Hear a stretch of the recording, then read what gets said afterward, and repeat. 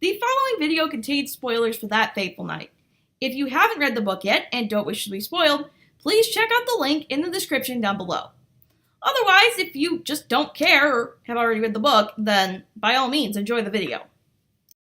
Hey, what's up everybody? This is VisitJoan and welcome to the first That Fateful Night character profile.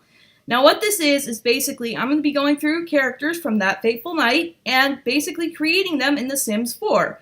And telling you a little bit about the characters as well, I guess. Yeah, definitely that.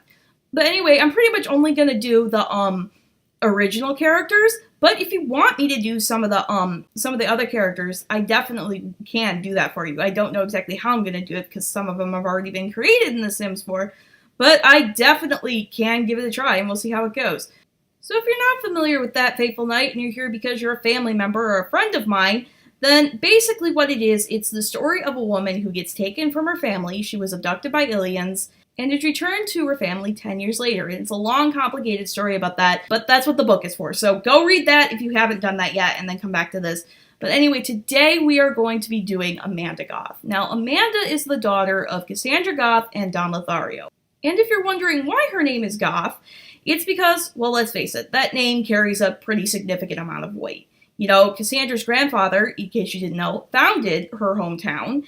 And, you know, that name is it's a pretty prominent name. She's very proud to have that name, and she wanted her kids to be able to connect with that. And so when she got married, she kept her name, and she passed that name on to her kids. And Don was just like, whatever makes you happy. And I guess that probably should have been like a warning sign for her. But anyway, Amanda is 5 years old when Bella is returned with her family. And she pretty much came 9 months after the wedding. She was a honeymoon baby, but that's what Cassandra wanted. She wanted to start her family right away. Amanda is very smart. She's very precocious. She understands a lot of what's going on around her. When Cassandra caught Don in an affair, Amanda knew that her mother was upset, and she was able to figure out that it had something to do with her father. And so she knows her father hurt her mother, and she probably knows that he was kissing another woman because Anne saw him do that and probably told Amanda. She did handle the divorce pretty well for someone her age. And, you know, when Don was getting ready to leave, she did come up to him and ask him, why did you break Mom's heart? And he had, like, no clue how to answer that question. She's a very bright, very strong-willed child. In fact, one time, you know, Bella was trying to discipline her, and she looked Bella straight in the eye, and she said, "You're not Mom. You can't tell me what to do." And Bella was like, no, you live under my roof, and therefore I can tell you what to do. Amanda is also very outgoing. She gets that from her father. She is not afraid to jump into an adventure. She's kind of a little scamp at times, and she thinks she can get away with stuff she actually can't get away with. And it's funny because sometimes she'll ask Cassandra, hey, can I do this or that? And Cassandra sometimes will say no. And then Amanda will go straight to Bella and say, hey, Grandma, can I do this or that? And Bella would be like, did you ask your mother? Yes. Did she say you could? Yes. And Bella can tell just by looking at her that she's lying to her.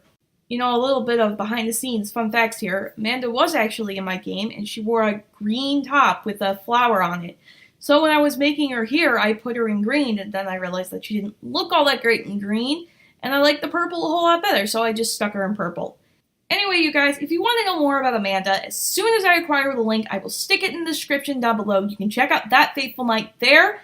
And that's going to be all I have for now. So if you like this video, I would really appreciate you leaving a like. Feel free to leave a comment as well. Subscribe, and I'm going to get going now, so bye!